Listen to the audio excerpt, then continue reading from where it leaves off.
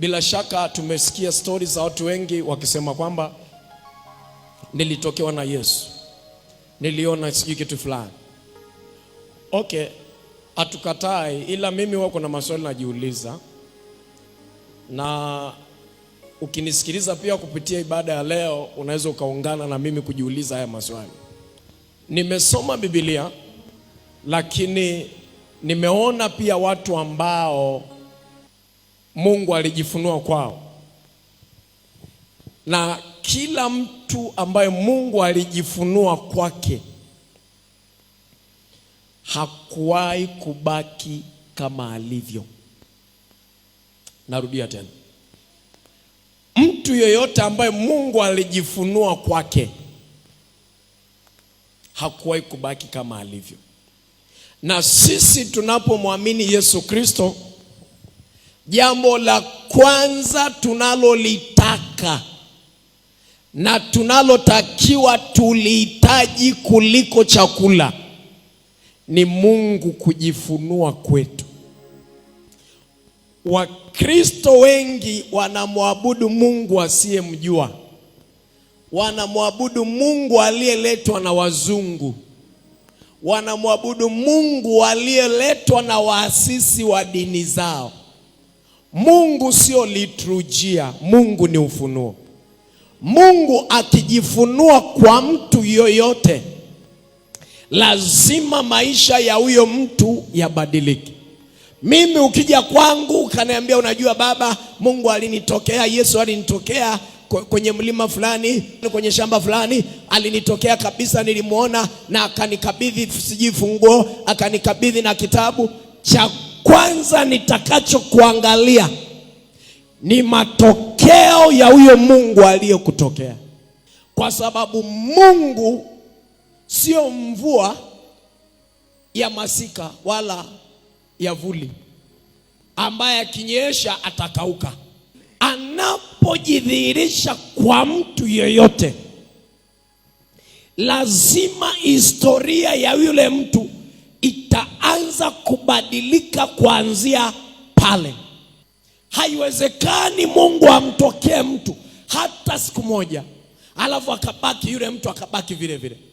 Kwa hiyo tukitaka kupima kanisa la Bwana, kitu ambacho Mungu anaangalia kwenye kanisa ni kwa kiwango gani watu wake wamemfunua yeye kwa watu. Lakini kwa kiwango gani wale watu wanaokuja kanisani wamepewa ufunuo au wamepewa maarifa ya Mungu kujifunua kwao. Kitu kilichobaki sasa hivi katika mwili wa Kristo, wanasifia Mungu aliyopo sehemu fulani. Kwa sababu shida sio kuwa kwa mtu au kuwa kwenye hilo kanisa. Shida ni kwamba ni kwa kiwango gani huyo mtu au hilo kanisa limemfunua Mungu kwako.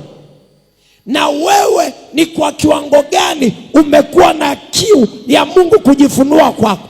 Kwa sababu Mungu anaweza akawepo katikati ya watu, lakini asijifunue kwa kila mtu. Paulo anasema, wanangu, leo mnasimama kwa sababu ya injili niliyohubiri. Nikiwaona mnaendelea mbele ni kwa sababu ya injili mliofanya nini? Mliopokea kwangu. Kwa hiyo Paulo alikuwa na Mungu, lakini watu waliokuwa na Paulo walikuwa wanataka kumuona Mungu wa Paulo akijifunua. Kanisa linaweza likawa na Mungu, lakini sio Mungu wa watu. Mtumishi anaweza akawa na Mungu, lakini sio Mungu wa kujifunua kwa watu. Kwa nini? Kwa sababu ya mambo mawili. Either wale watu wanaweza wasijue au wasimtake Mungu ajifunue kwao. Pili, inawezekana pia mtumishi wa Mungu asitake Mungu ajifunue kwa watu wake. Ndio maana Paulo anaangalia, anapima roho za watu, anawaambia kwa sababu mmesimama. Amejuaje kwamba wamesimama? Ni kwa sababu wanaona mabadiliko, ni kwa sababu wanamuona Mungu ndani yao, ni kwa sababu wanaona matokeo ya injili aliyohubiri kwao. Lakini kama mtumishi haoni matokeo ya yale anayohubiria watu, maana yake Mungu bado hajajifunua kwa watu wake. Unaweza ukawa na vitu vya Mungu lakini usiwe na Mungu. Narudia tena, unaweza ukawa na vitu vya mfumo wa Mungu lakini usiwe na Mungu mwenyewe. Unaweza ukapokea vitu ambavyo vinatoka kwenye mfumo wa Mungu lakini usimpokee huyo mwenye mfumo. Hivi unanisikia, unanielewa? Watu wengi wanashangilia vitu vya mfumo lakini hawana yule mwenye mfumo. Maana yake nini? Watu wengi wanashangilia kwamba nilipokuja hapa hichi kilitokea, nilipokuja hapa kile kilitondeka, nilipokuja hapa kile lilitokea, lakini wao hawana Mungu anayeweza kujifunua kwao binafsi. Paulo anasema alimtokea Kefa, alimtokea Yakobo, sijui alimtokea nani, lakini akasema pia aliwatokea mitume wale wote. Alafu pia akasemaje? Zaidi ya yote pia aliwatokea ndugu.